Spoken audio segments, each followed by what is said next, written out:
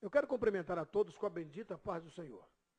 Agradecer a Deus por essa oportunidade, magnificar a Deus pela sua vida e dizer que você é muito importante para Deus.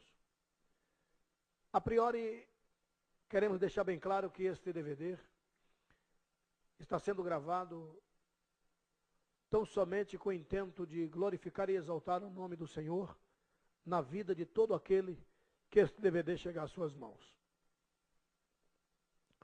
É um assunto muito propício, porque em meio a tantas céticas, aberrações e heresias, e por falta de homens, e diga-se de passagem, homens de coragem e com coragem, vidas inocentes têm ido a passos largos para o inferno. E eu, cônscio da verdade, eu quero passar aos amados telespectadores aquilo que o Deus de Abraão tem me agraciado com certo conhecimento desta matéria, heresiologia. Desta feita nós vamos falar sobre as testemunhas de Jeová. Perguntas que você gostaria de fazer, mas algumas vezes você perguntar para quem? Dúvidas que você tem. Eu gostaria nesse DVD que o Deus de Abraão me ajudasse para responder às suas indagações.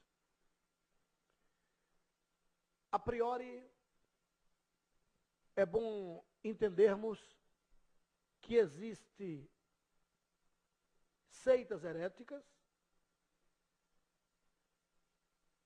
denominações, movimento filosófico e religião.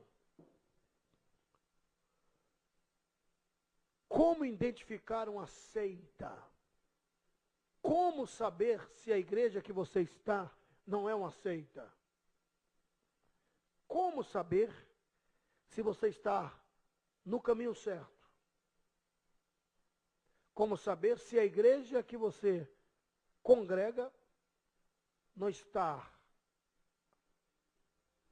levando você ao inferno e você pensando que está indo para os céus? Queridos, a priori é bom entendermos que religião é uma só. A palavra religião, ela por si, já deixa bem claro a expressão religião dentro do vernáculo, quer dizer nada mais nada menos que religar. Aqui na Bahia, por exemplo, quem nos agracia com a energia é a Coelba. E a Coelba, por exemplo, se porventura eu, Abílio Santana, não pagar a conta de energia, é lógico que a Coelba vai cortar aquele serviço. Eu vou no chuíte, vou na tomada, e eu não terei a energia liberada pela Coelba. Por isso, então, eu tenho que pagar a conta, pagar as contas em dia, para que eu tenha o fornecimento da energia.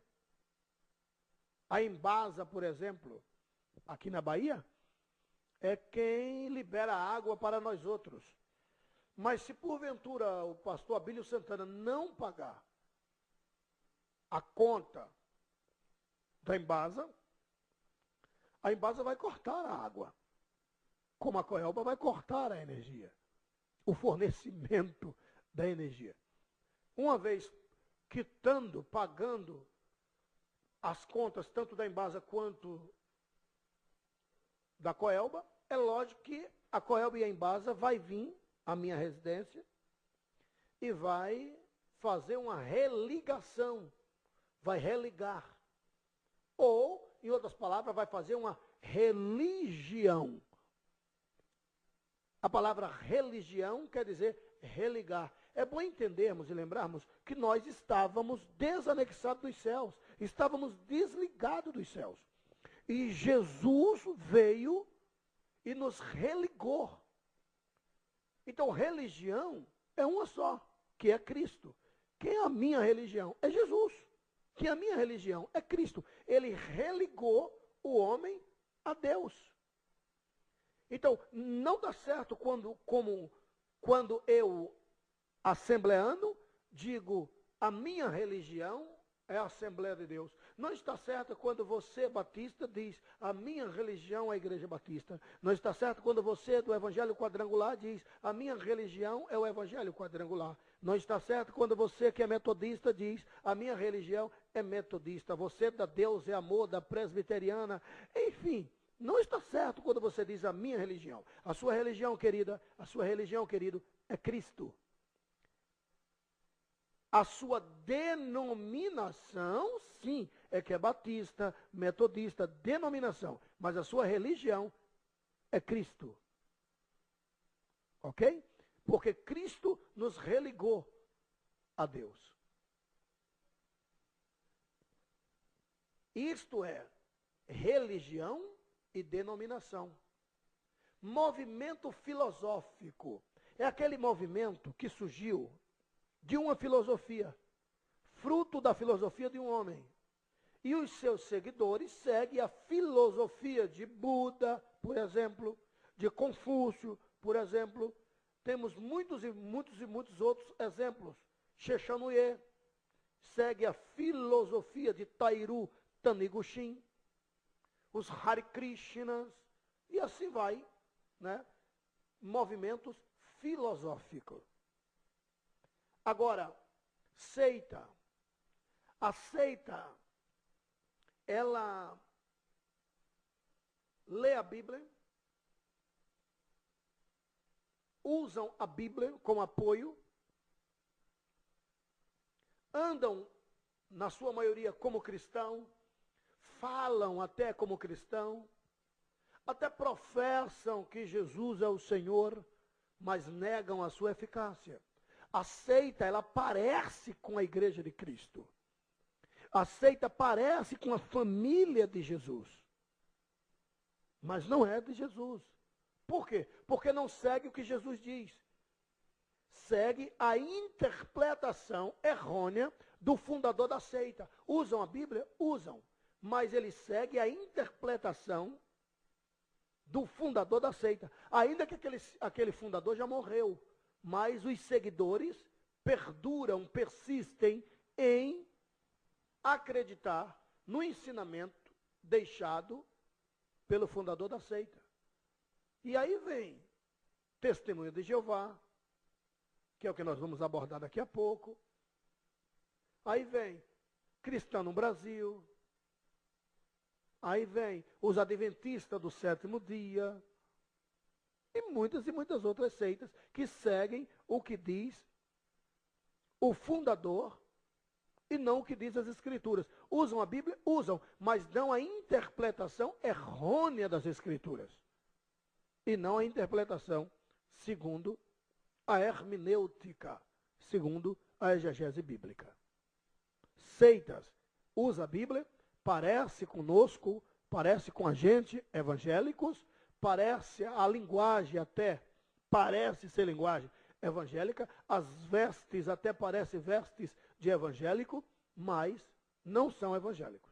Professam aquilo que ensina os seus fundadores, ou os fundadores daquela seita, e não o que diz as Escrituras Sagradas.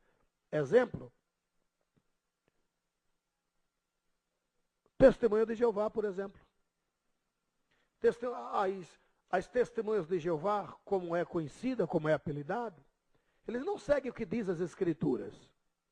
Eles seguem o que diz o fundador. E o fundador dessa seita, o nome dele era Charles Tazel Russell. Russell, para quem não sabe, ele era evangélico. E evangélico de uma igreja muito respeitada nos Estados Unidos das Américas. Russell, ele nasceu em um lar presbiteriano, no estado da Pensilvânia. estado que já tive o privilégio de pregar o evangelho do Senhor Jesus Cristo. Russell nasceu em um lar presbiteriano. Os seus pais eram presbiterianos, uma igreja séria, respeitada, nos Estados Unidos, muito especialmente no estado da Pensilvânia, na cidade de Pittsburgh. Russell nasceu a 16 de fevereiro de 1852. E quando Russell faz 18 anos, Russell saiu da igreja presbiteriana e tornou-se simpatizante da igreja adventista do sétimo dia. E na igreja adventista do sétimo dia, o jovem, o mancebo Charles Taze Russell, elaborou um estudo bíblico. Isso em 1870. Ele estava aí com seus 18 anos de idade. E este grupo de jovens, de aproximadamente 53, 54 pessoas que escutavam Russell na igreja adventista do sétimo dia, saiu da igreja adventista com ele e passou a seguir Russell. E Russell, senhoras e senhores, foi autodenominado pastor, ou ele mesmo se intitulou pastor deste grupo de jovens. E não demorou muito tempo, em 1879, Russell fundou a Sociedade Torre de Vigia. Este foi o primeiro nome que Russell dera para o grupo que lhe seguia, uma sociedade apelidada de Torre de Vigia, e isso em Pittsburgh, no estado da Pensilvânia, Estados Unidos das Américas. De natureza, queridos, que esse grupo passou a seguir Russell.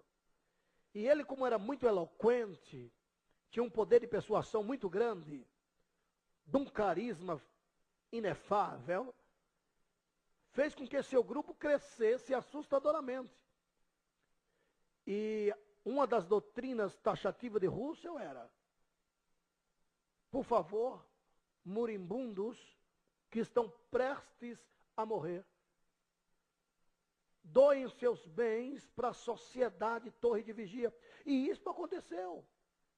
Russell viu-se muitas vezes em apuros na justiça norte-americana, por conta de ações movidas por familiares de alguns moribundos que vieram a morrer e doaram, foram persuadidos, foi ludibriado, esta é a expressão, por Russell, a doarem os seus bens à Sociedade Torre de Vigia.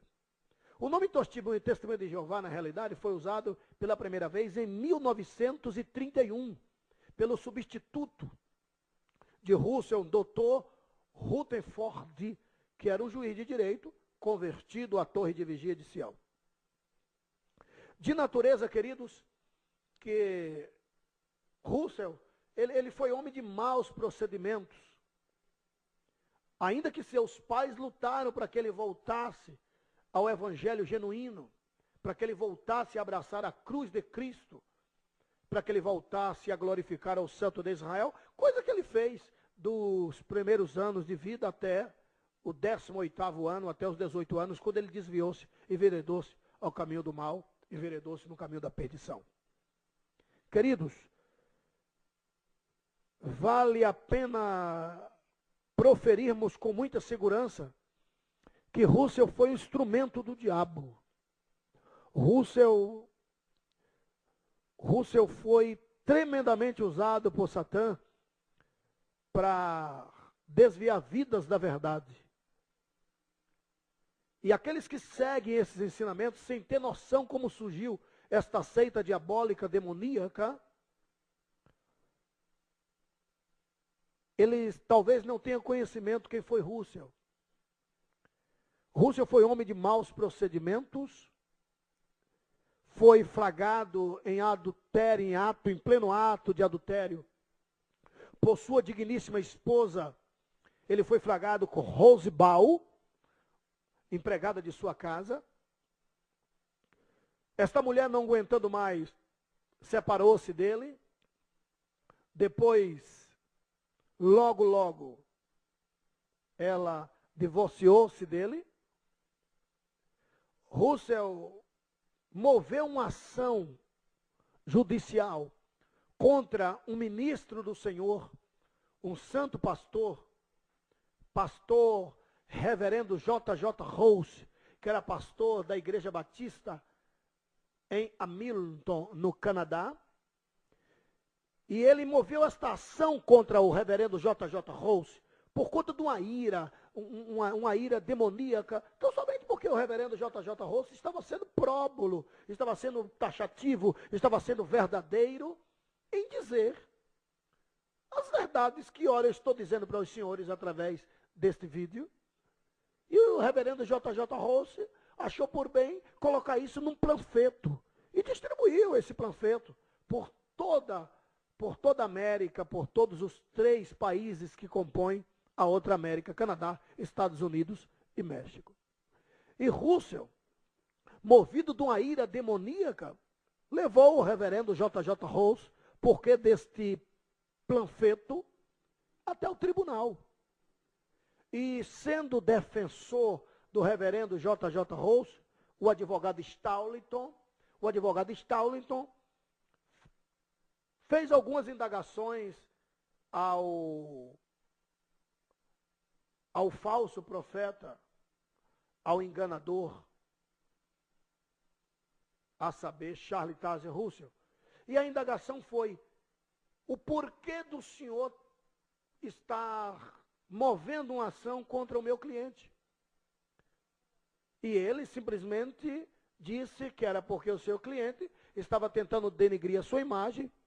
E sim surgiu a Bíblia das Testemunhas de Jeová. Quero deixar bem claro que não estamos aqui com o intento de denegrir a imagem de ninguém.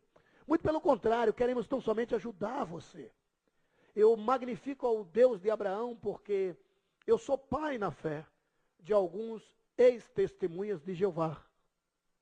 E neste DVD você vai ouvir relatos, testemunhos de alguns ex-testemunhas de Jeová. Tá? Então, a priori, eu tinha que lhe falar sobre a vida do fundador, Charles Taze Russell, fundador da seita.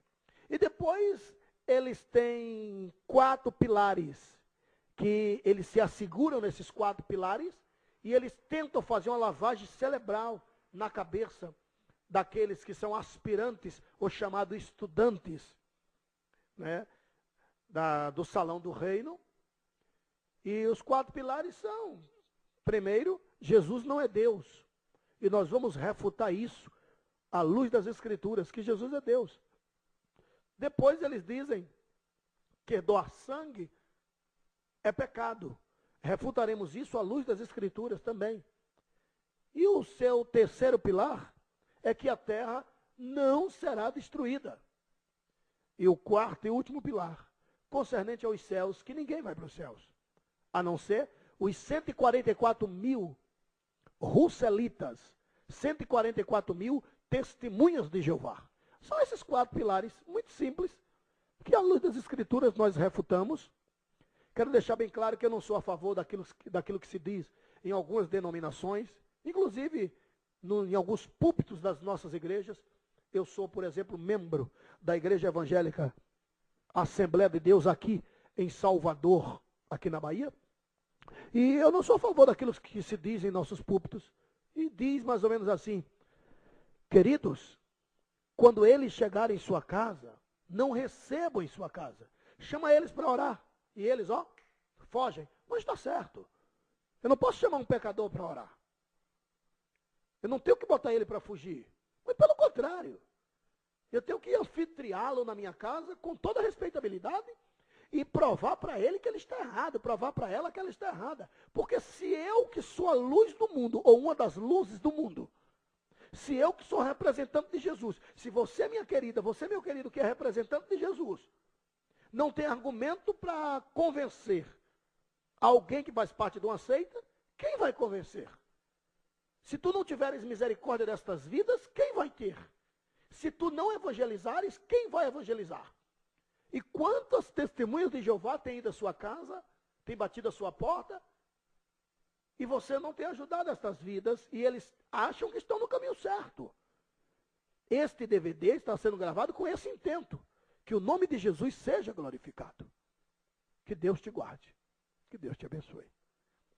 Pois bem, então, queridos, concernente a Jesus, as testemunhas de Jeová proferem com muita segurança que Jesus não é Deus. No muito, ele diz que é um Deus, mas é um Deus pequeno. A priori diz que não é. Depois, se você consegue provar, à luz das Escrituras, que Jesus é Deus, como por exemplo, a Bíblia é muito taxativa. Meu Deus, são chuvas de versículos que vêm à cabeça. A Bíblia deixa bem claro, em Isaías, está claro.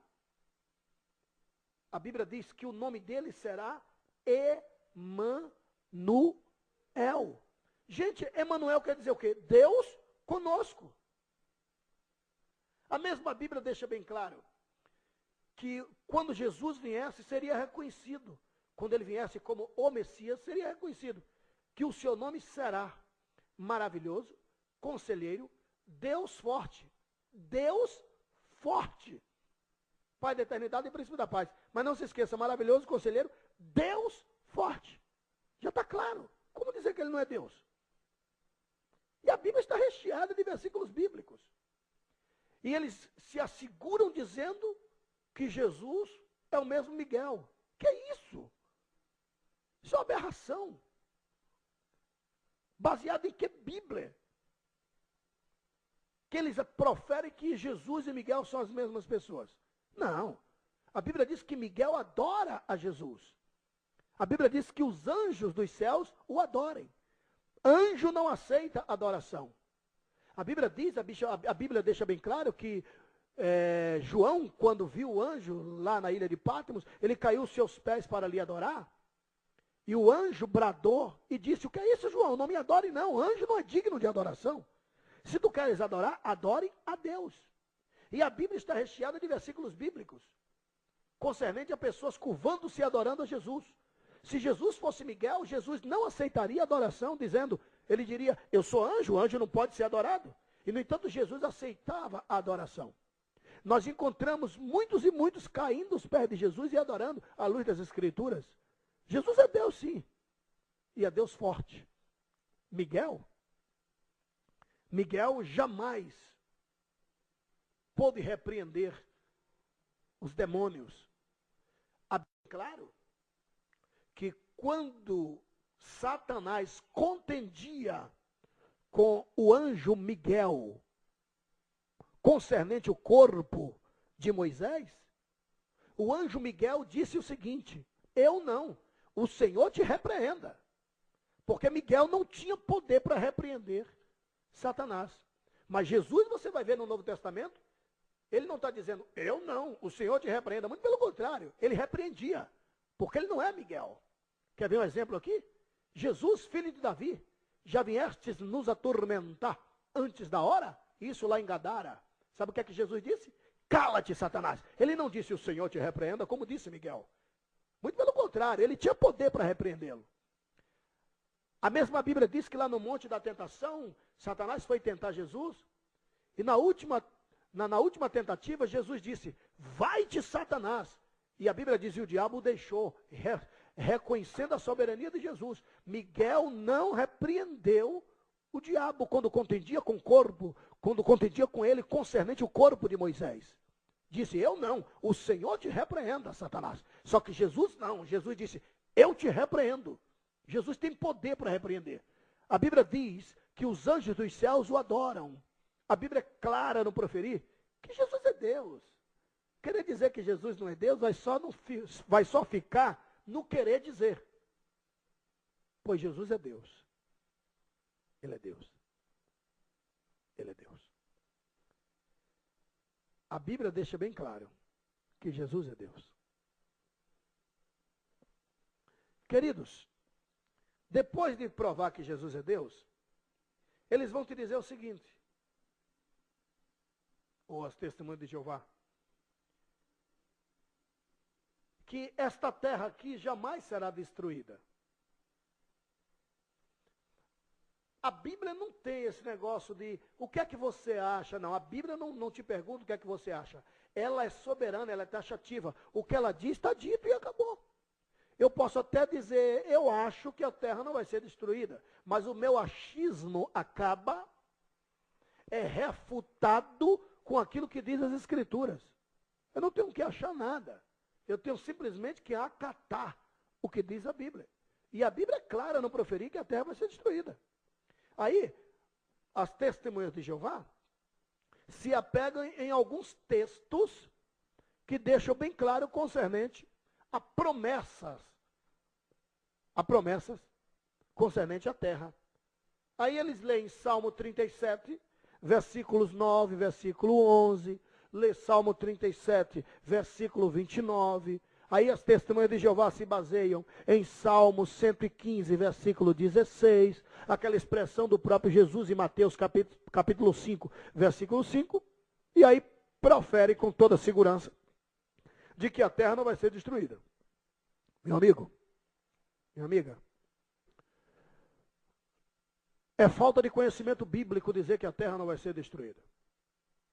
Ainda que eu te prove alguns outros versículos, você vai refutar, se porventura você é TJ, ou simpatizante ao Salão do Reino, vai refutar por conta desses versículos que eu te disse, que é a chave para as testemunhas de Jeová proferirem que a terra jamais vai ser destruída. Pois bem, todos esses versículos que ora eu acabei de proferir, de Mateus 5:5, de Salmo 37, de Salmo 115, é bom você entender que são expressões de israelitas, inclusive de Jesus, como patriota, como israelita. Não se esqueça, queridos, que Deus chegou lá na Mesopotâmia, que hoje é o Iraque, e chamou um casal, cujo nome era Abrão e Sarai. E ele fez promessa dizendo, vinde, e de você eu vou fazer uma grande nação. E Abrão e Sarai obedeceram, foram seguindo ao Senhor Jeová. Até que chegou nas terras de Canaã, e Deus disse, você está vendo toda esta terra aqui? Eu vou dar esta terra aqui, a tua semente. Sabe as terras que eu te prometi? É essas terras que você está pisando aqui, Abraão. A tua semente vai herdar esta terra. Gente, Abraão teve um filho com Sarai, cujo nome era Isaque. Abraão, uma vez morto, Deus reitera a promessa para Isaque e diz, olha, Isaque, essas terras que você está pisando aqui, eu prometi para Abraão que eu vou dar para ele esta terra. Teu pai, Abraão, está morto, ou Abraão, nesta época, está morto. Mas eu vou honrar aquilo que eu prometi. É essas terras aqui que você está pisando. Queridos, queridas, Isaac teve 2 filhos, e Deus escolheu um dos filhos de Isaac, cujo nome era Jacó, para dar prosseguimento à linhagem que ele prometera suscitar uma grande nação a Abraão.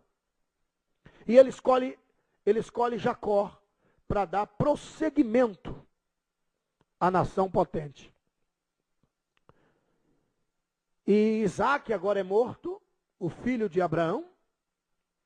Jacó agora assume, e Jacó agora está peregrinando nas terras de seu pai, nas terras que peregrinou o seu pai Isaac, nas terras que peregrinou o seu avô Abraão.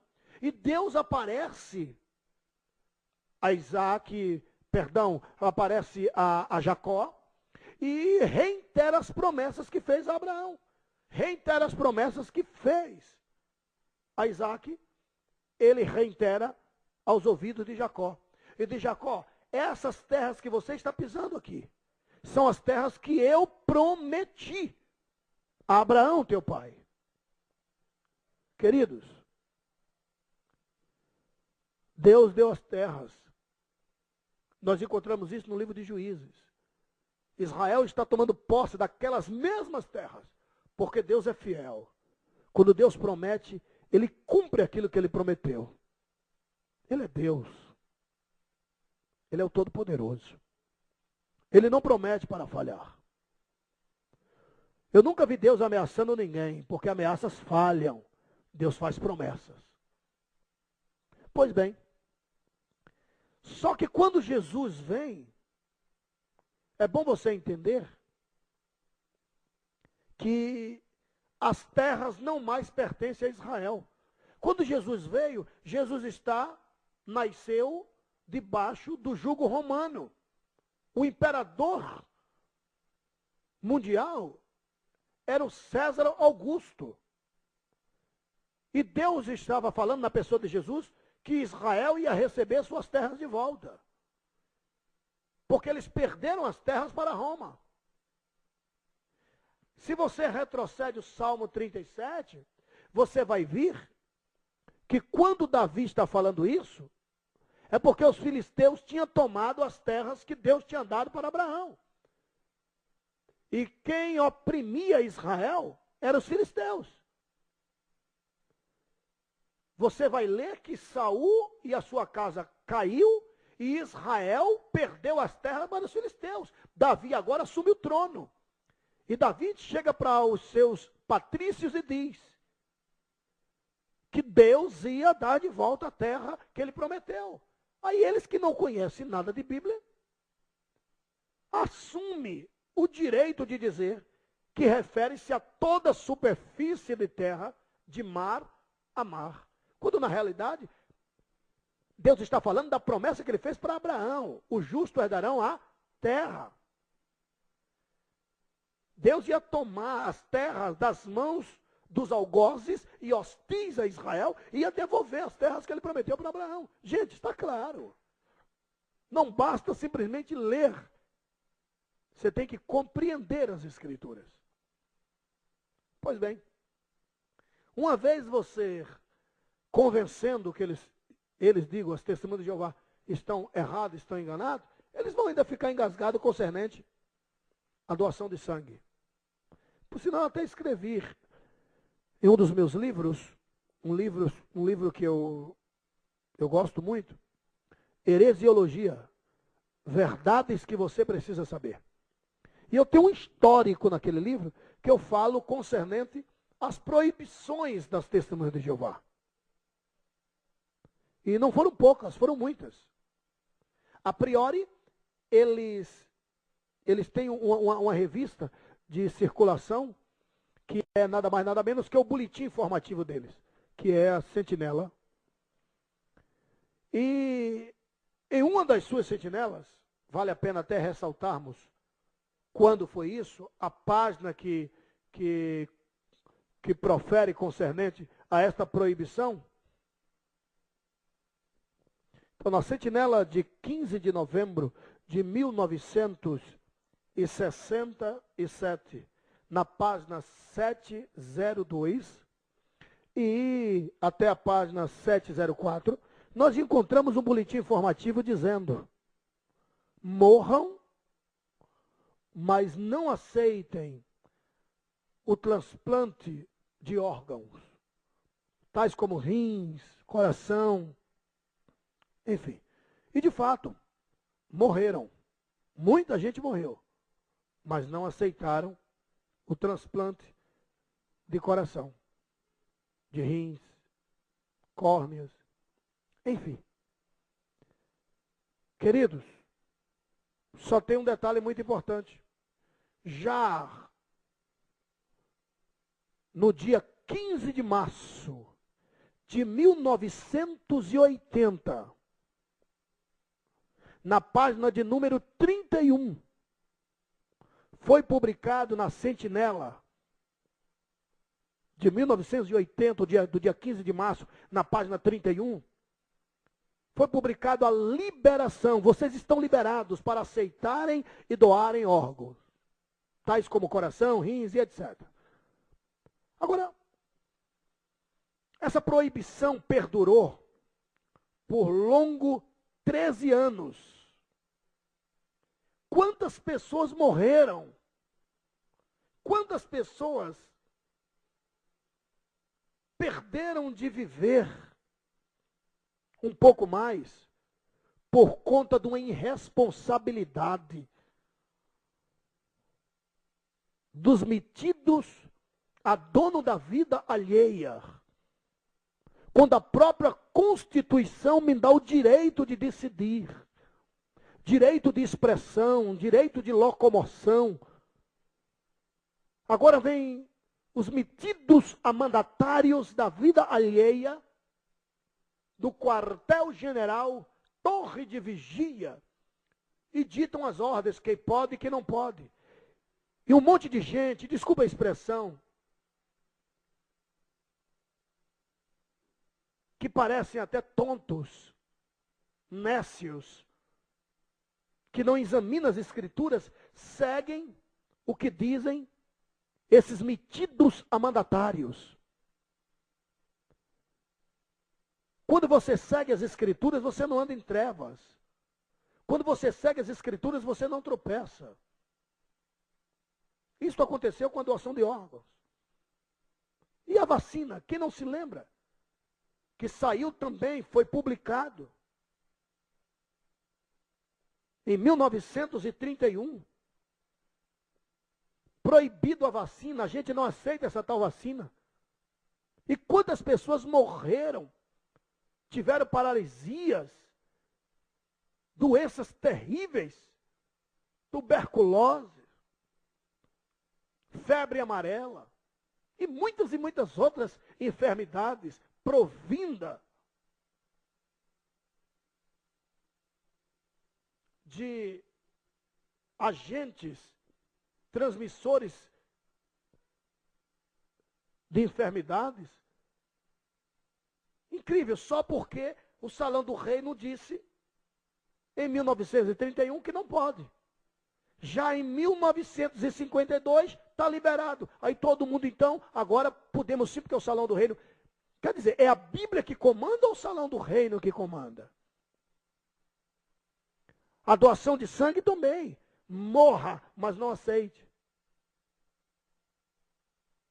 E as pessoas morrem.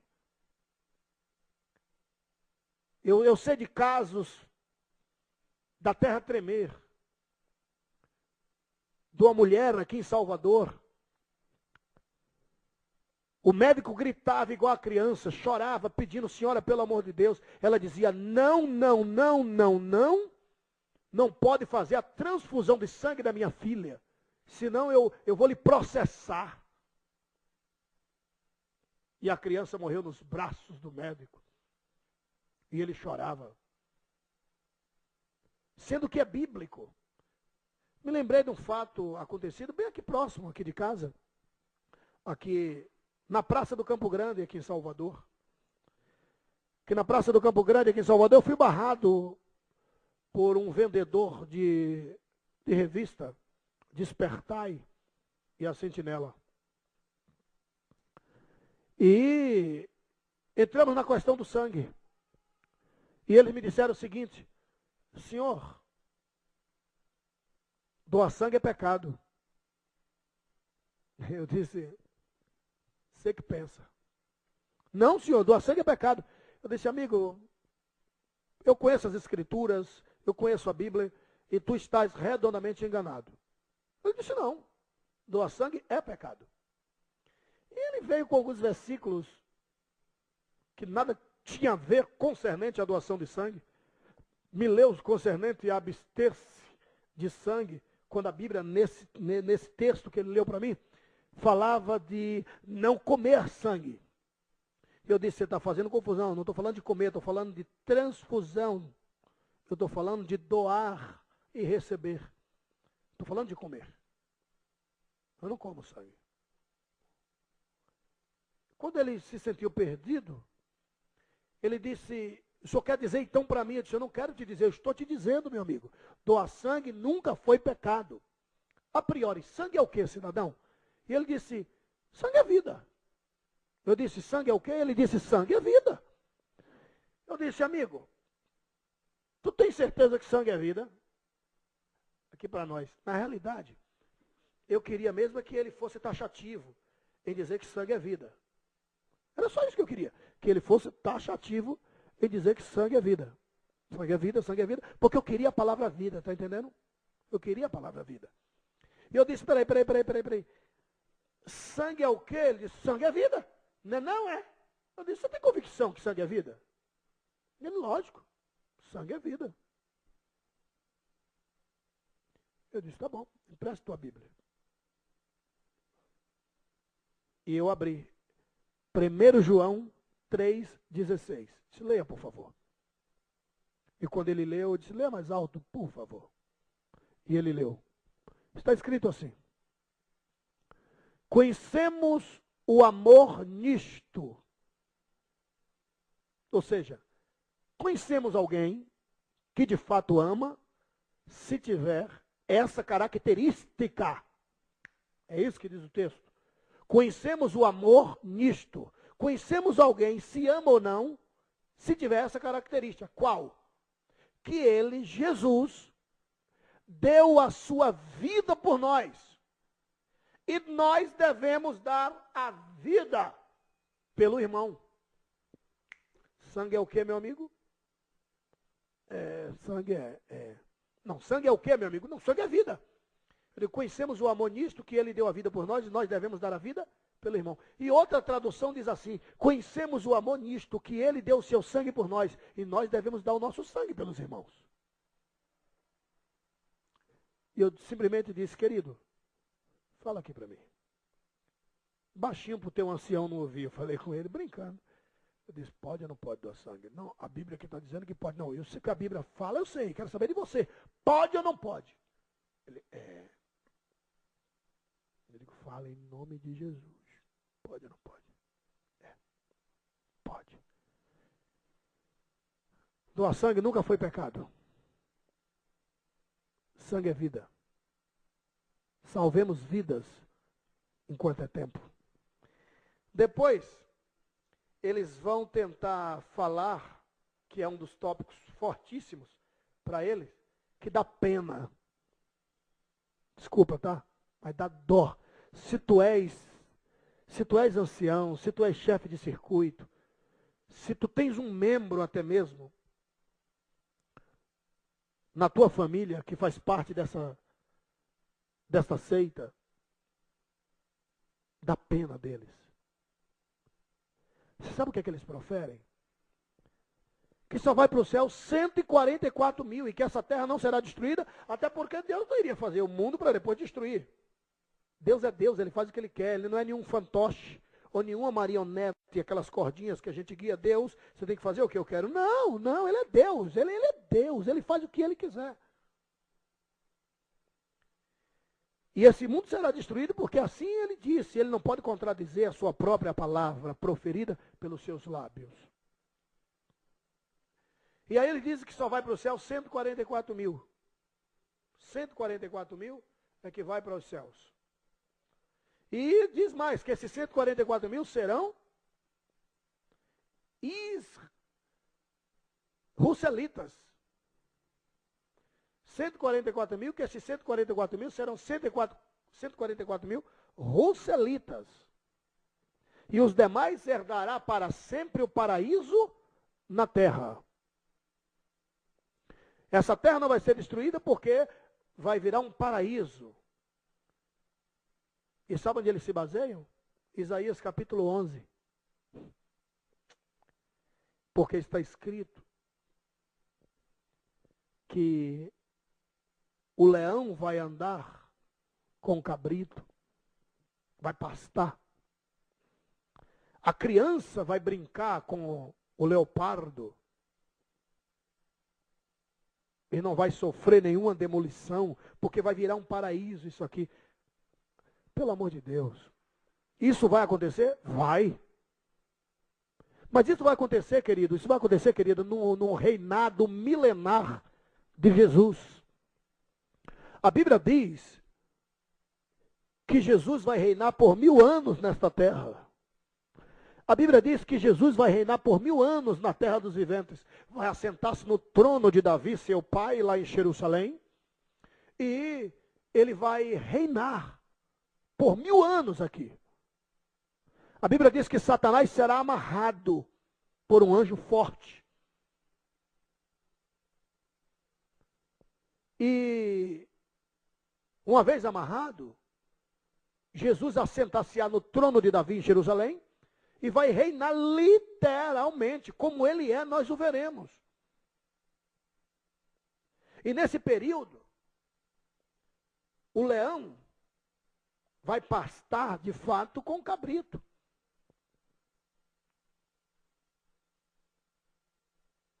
Os animais vão estar mansos.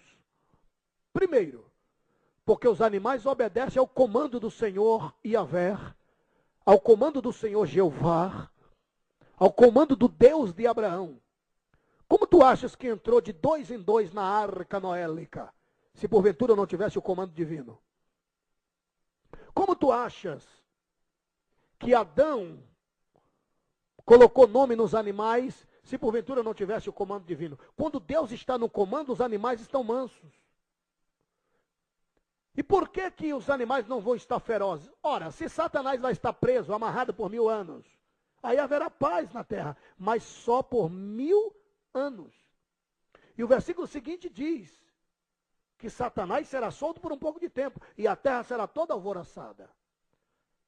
Haverá sim esta paz, mas simplesmente por 1000 anos.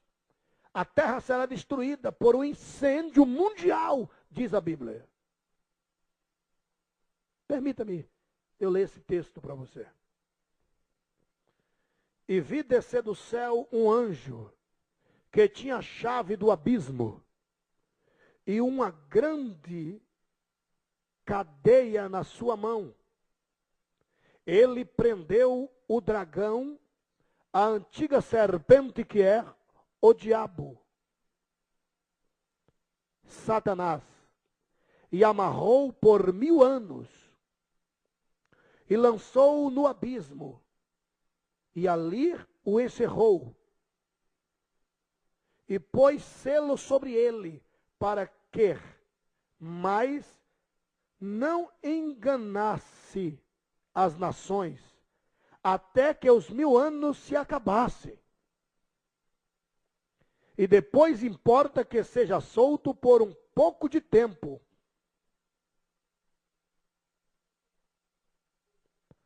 Versículo de número 3. Apocalipse, capítulo 20, versículos 1, 2 e 3. Permita-me que eu leia também os versículos 7, que diz assim: e acabando os 1000 anos, Satanás será solto da sua prisão e sairá e enganará as nações que estão sobre os 4 cantos da terra, Gog e Magog, cujo número é como areia do mar, para as ajuntar em batalha. Então, isto aqui vai acontecer? Vai. Satanás vai ser preso por 1000 anos, conforme eu te disse. E uma vez preso, e aí você observa que começa o milênio de Cristo. Leia com mais cautela, posteriormente. Apocalipse capítulo 20, leia o versículo todo, e você vai ter noção de que Isaías capítulo de número 11 é uma profecia liberada pelo nobre profeta Isaías concernente ao milênio de Cristo, que a paz vai haver quando Apocalipse se cumprir. Ainda que os escritores viverem em épocas distintas, mas Isaías está falando do milênio de Cristo. E não o que pregam os seguidores de Russell, que esta terra jamais será destruída, porque viverá para sempre no paraíso aqui na terra, e 144 mil é que serão assinalados e subirão aos céus. Agora, o que mais me dói, que dá até pena, como eu vinha proferindo antes, é que ele diz que esses 140 são russelitas. Ou seja, são seguidores de Russell. Que esses 144 mil são 144 mil testemunhas de Jeová.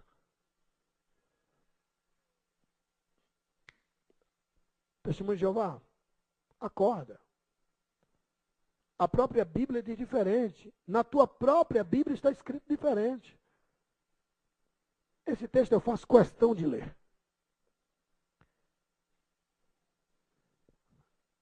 Apocalipse, capítulo de número 7, e os versículos 4, 5, 6, 7 e 8. Diz assim: E ouvi o número dos assinalados, e eram 144 mil assinalados de todas as tribos dos filhos de Israel. Onde é que está escrito aqui testemunho de Jeová, russelitas? De Israel. E diz mais, da tribo de Judá havia 12 mil assinalados. Da tribo de Rubens, 12 mil assinalados. Da tribo de Gade, 12 mil assinalados. Da tribo de Azé, 12 mil assinalados. Da tribo de Naftalim, 12 mil assinalados. Da tribo de Manassés, 12 mil assinalados. Da tribo de Simeão, 12 mil assinalados. Da tribo de Levi, 12 mil assinalados. Da tribo de Isacar, 12 mil assinalados. Da tribo de Zebulon, 12 mil assinalados. Da tribo de José, 12 mil assinalados. Da tribo de Benjamim, 12 mil assinalados. 144 mil o total. Mas nenhum testemunho de Jeová. Agora, olha o que diz o versículo 9. Depois dessas coisas, olhei, diz o evangelista São João, e eis que uma multidão, a qual ninguém podia contar. Eu estou aqui. Eu faço parte dessa multidão.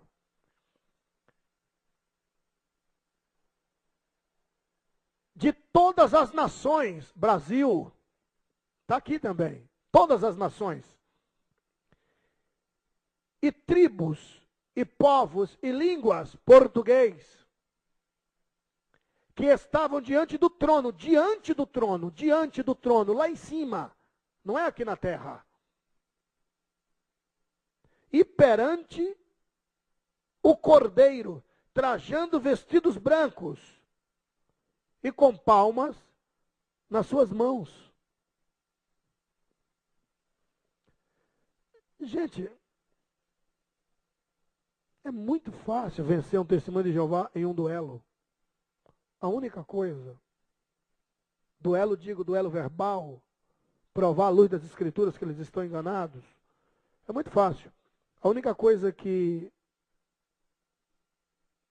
falta entre nós cristãos evangélicos é termos a consciência que somos péssimos representantes de uma senhora mercadoria. E eles são excelentes representantes de uma péssima mercadoria, que é o evangelho que eles apregoam. E depois, falta simplesmente termos consciência de que a missão da igreja, estou falando da igreja de um modo geral, estou falando de denominação, estou falando da missão da igreja de um modo geral, é evangelizar, ganhar almas. A obra prioritária da igreja é ganhar almas. E quando nós começarmos a nos munirmos, nos preocuparmos um pouquinho mais com os perdidos, aí sim, nós teremos tudo de Deus. Quando Deus tiver tudo de nós. E Deus quer de nós outros o máximo de amor pelas almas perdidas, porque por elas, pelas almas, Jesus morreu. Queridos, que Deus e Cristo vos abençoe. Que Deus vos guarde. Que Deus vos abençoe. E até o próximo estudo, se Deus permitir. Deus abençoe.